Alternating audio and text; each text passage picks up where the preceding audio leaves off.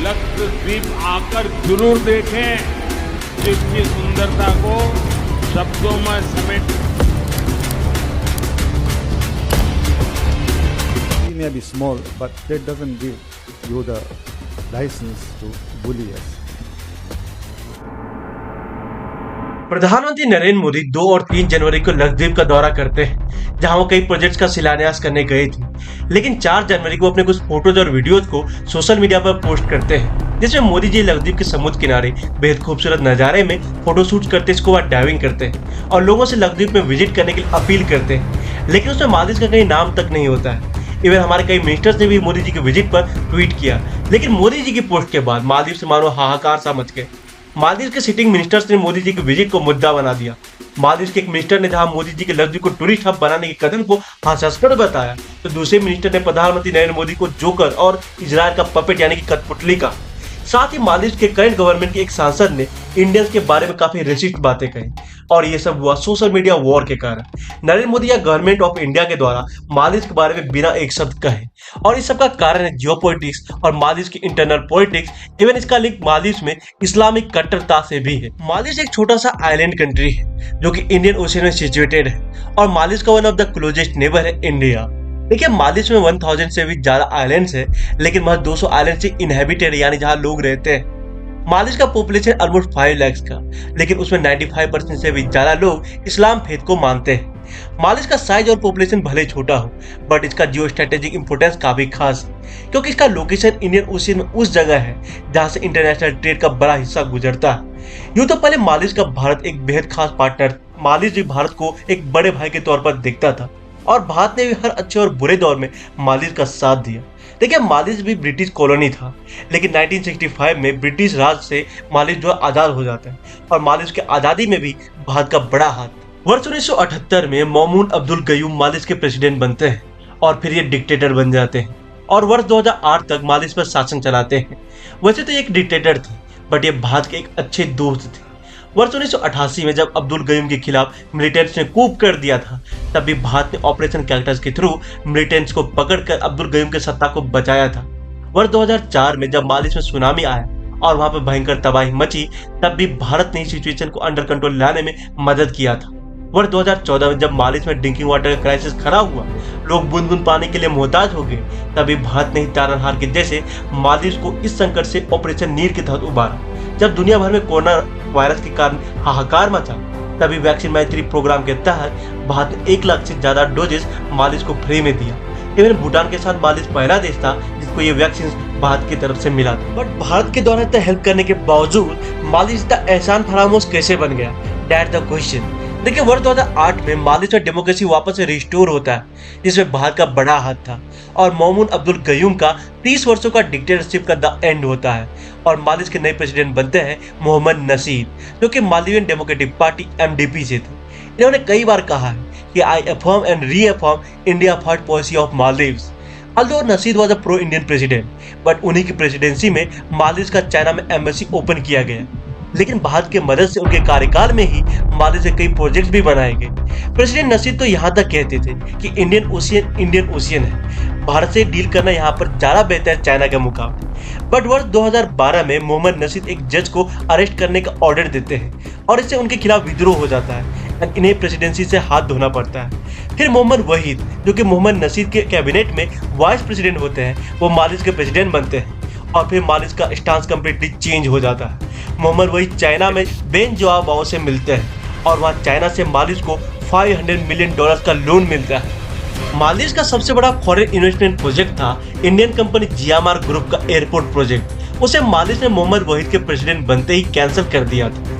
वर्ष 2013 के मालदीव के जनरल इलेक्शन में प्रोग्रेसिव पार्टी ऑफ मालदीव के अब्दुल्ला नसीर नए प्रेसिडेंट बनते हैं और इन्होंने भी प्रो चाइना पॉलिसी को कंटिन्यू रखा एंड उसी टाइम पर चाइना ने अपना mega project belt and road initiative को स्टार्ट किया था, जिसके तहत चाइना दूसरी कंट्रीज को इंफ्रास्ट्रक्चर डेवलपमेंट के लिए लोन्स और एड देता था।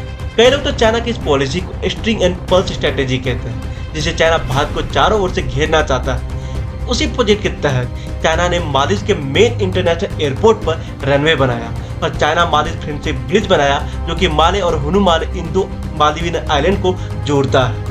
और इसके बाद प्रेसिडेंट यामीन चाइनीज प्रेसिडेंट शी जिनपिंग को मालदीव बुलाते हैं और कहते हैं कि चाइना मालदीव्स का one of the closest friends, most trusted ally और सबसे डिपेंडेबल डेवलपमेंट पार्टनर है। यानी मालदीव्स की पॉलिसी में 180 डिग्री का टर्न था, क्योंकि जो मालदीव भारत को सबसे इंपॉर्टेंट अलाय और पार्टनर मानता था, उसने अपनी पॉलिसी को प्रो चाइना कर दिया था।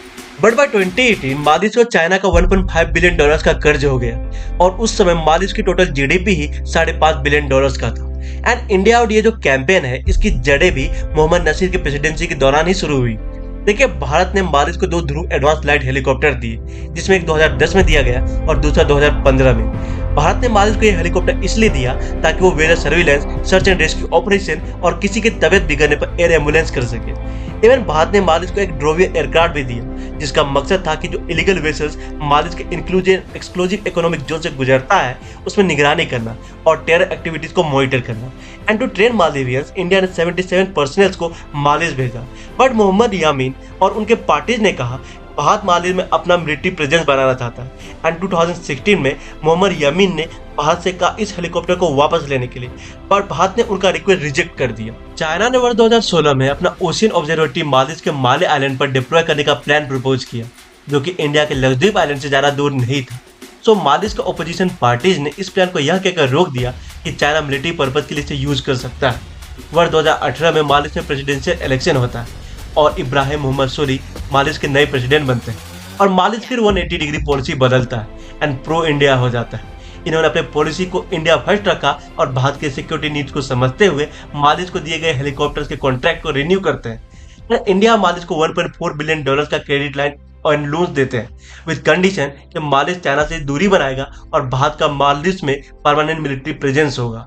पर 2019 में फॉर्मर प्रेसिडेंट अब्दुल्ला यमीन को करप्शन चार्जेस के कारण जेल भेज दिया जाता है एंड जब वो बाहर आते हैं तब उनको जब दूसरा ऑप्शन नहीं दिखता है तो इंडिया आउट कैंपेन शुरू कर देते हैं, जिससे इंडिया की जो मिलिट्री प्रेजेंस थी मालदीव में उसे बाहर करने की वो मांग करते हैं। बट हुआ क्या कि सोली सरकार ने इस कैंपेन को इलीगल बता दिया और उसी के कारण इसे हाइप मिल गया। वर्ष 2019 में राजनाथ सिंह मालदीव का दौरा करते हैं और यूटीएफ हार्बर प्रोजेक्ट का नींव रखते हैं मालदीव के कैपिटल माले में, जिसके तहत भारत वहां पर एक कोस्ट गार्ड हार्बर और डॉकयार्ड बना था। बट वहां के एक लोकल न्यूज़पेपर ने ऐसा छापा मानो भारत वहां पर हार्बर की जगह पर नेवल बेस बना रहा एंड उसके कारण इंडिया आउट इस कैंपेन को और ज्यादा बूस्ट मिल गया। एंड उस टाइम दिहारस नामक एक पब्लिकेशन ने एंटी इंडिया पोस्ट कर करके फेक खबर फैलाया, जिसके बाद इंडियन एम्बेसी को जब थ्रेट महसूस हुई तब उन्होंने मालदीवियन सरकार से सिक्योरिटी मांगी। इवन 2022 में इंटरनेशनल योगा डे के दिन जब इंडियन एम्बेसी ने मालदीव में एक स्टेडियम में योगा का कार्यक्रम ऑर्गेनाइज किया, तब कट्टरपंथियों ने वहां योगा इस्लाम के खिलाफ ये बताकर अटैक कर दिया। यहाँ तक कि इंडिया में मुस्लिम्स के अगेंस्ट अगर कोई वाकया होता है तो उसे भी मालदीव में बढ़ा चढ़ाकर कट्टरपंथी मालदीवियंस को भड़काते हैं। मालदीव टूरिज्म के साथ साथ आईएसआईएस के रिक्रूटर में भी काफी उच्च पायदान पर है। इवन महिलाएं भी मालदीव से आईएसआईएस के लिए लड़ने जाती हैं। एक रिपोर्ट के मुताबिक किसी अन्य देशों की तुलना में मालदीव से सबसे ज्यादा लड़ाके आईएसआईएस को ज्वाइन करते हैं। देखिए, due to corruption charges Abdulla Yameen presidential candidate नहीं बन सकते थे, तो इसलिए की पार्टी पीपीएम ने मोहम्मद मोइजू की पार्टी पीएनसी से कोलिएशन किया और मोहम्मद मोइजू मालदीव के नए प्रेसिडेंट बने। एंड मोहम्मद मोइजू भी इंडिया आउट कैंपेन को अपने इलेक्शन रैली में बड़ा मुद्दा बनाया। प्रेसिडेंट बनने के हफ्ते के भीतर ही मोइजू ने भारत के आर्मी पर्सनल्स को बाहर करने के लिए कहा। जहाँ सभी मालदीवियन प्रेसिडेंट प्रो चाइना हो या भी प्रो इंडिया पहले भारत का दौरा करते थे, तो वही मोहम्मद मोइजू ने पहले टर्की का दौरा किया और दूसरा दौरा चाइना का किया और इसके बीच जो है उन्होंने चाइना में कई सारे एमओयूज भी साइन किया। इवन मोइजू ने चाइना में यह कह दिया कि India influence is threat to Maldives sovereignty. इतना उनको कम नहीं लगा कि वो आगे इंडिया को टारगेट करते हुए ये कह दिया, we may be small but that doesn't give you the license to bully अस।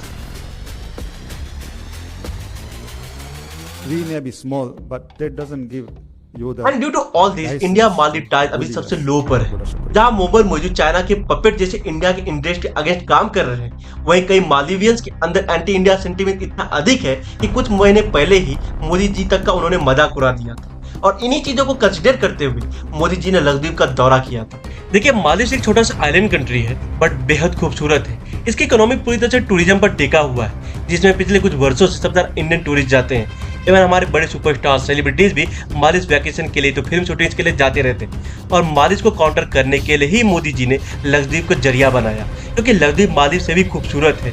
सिर्फ यहाँ पर जरूरत है टूरिज्म ओरिएंटेड इंफ्रास्ट्रक्चर की, जो भारत के लिए बनाना कोई बहुत बड़ी बात नहीं है। और मोदी जी के कारण लक्षद्वीप को जो हाइप मिला है, दैट्स इनक्रेडिबल। इवन हमारे सेलेब्स ने भी लक्षद्वीप और इंडियन आइलैंड के बारे में जो भयंकर प्रमोशन किया है, उसके बाद कई इंडियंस ने मालदीव की होटल और फ्लाइट टिकट्स को कैंसिल करना शुरू कर दिया। ईज माई ट्रिप जैसे बड़े ट्रैवल कंपनीज ने मालदीव को बॉयकॉट कर दिया। Indian trade organisation, film federation ने जो है मालदीव के खिलाफ हो गए। मतलब मालदीव को जो इंडियंस ने बहुत बड़ा झटका दे दिया। इसके बाद मालदीव के फॉरेन मिनिस्ट्री ने प्रेस रिलीज किया और मिनिस्टर्स को सस्पेंड किया। लेकिन मालदीव की कई सारे पॉलिटिकल पार्टी और बड़े लीडर्स ने भी भारत के प्रधानमंत्री के खिलाफ डेरोगेटरी रिमार्क को कंडेम किया है। मालदीव से अगर कोई भला चाहता है तो वो है भारत। ऑब्वियसली इसमें भारत का भी इंटरेस्ट है और चाइना का जो है ना इनको कर्ज में डूबने को और इनका जमीन कब्जाने के सिवा उनका कोई इंटरेस्ट नहीं है। और मोइजू ने जो चाइना में कहा है कि चाइना को ज़्यादा टूरिस्ट भेजने के लिए वो जो है चाइना नहीं कर पाएगा। ठीक है, मोइजू जैसे जो नेता है उनको अपने पैसे की सिवाय देश से कोई मतलब नहीं होता। लेकिन for now we just hope कि इंडिया और मालदीव के रिश्ते वापस ट्रैक पर आए, but till that time boycott Maldives.